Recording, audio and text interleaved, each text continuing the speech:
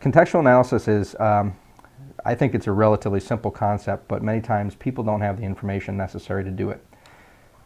Contextual analysis is taking that utility data, that maintenance data, that metering data, and applying everything else you know about your facilities to it. And so as part of our activities, we do surveys. We go out in the field and we capture information that most retailers would love to have but don't have. And they think that it's an overwhelming, arduous task. But what we've done is we've simplified that. We've made it very fast, and we've made it very cost effective to be able to go out to a site, capture all the information around that facility itself. So which way is it facing?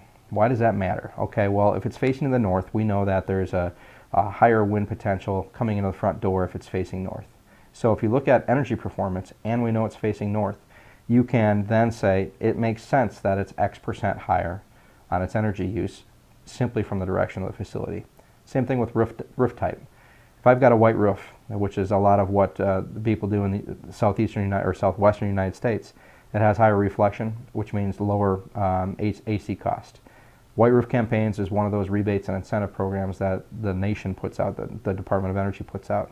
So if you can identify all of your facilities and identify who's got black roof and white roof based upon their weather patterns that they're in, you can create a whole lot of really good intelligent understanding of how your stores and how your facilities are operating. So all it is taking all of the inherent knowledge that typically resides in somebody's head or somebody's file somewhere and putting it in an application so you can use it over and over and over again. That's what contextual analysis is all about, is applying all of those what you might consider disparate data points into the application and driving value reporting out of it. So energy data against square foot is one thing that everybody does. But you go talk to grocery retailers, especially large grocery retailers, if you have 1,000 sites, how accurate are your square footages? Which means they typically have to go to the real estate department. The real estate department pulls it off of the leases, pulls it out of the contracts, but then where does it sit? Is it sitting in a spreadsheet? Where does it sit? So if we can have it sit in our application, we become the system of record. Then we can start to drive all of the inherent data integrity right from our application, and at the same time leverage it all for reporting.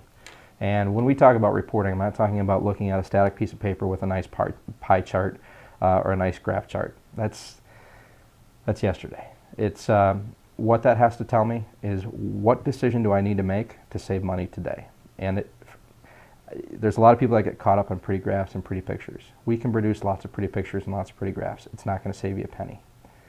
The only way you're going to save money is identifying what decision do you need to make with the information presented in front of you. So that's what we're trying to do.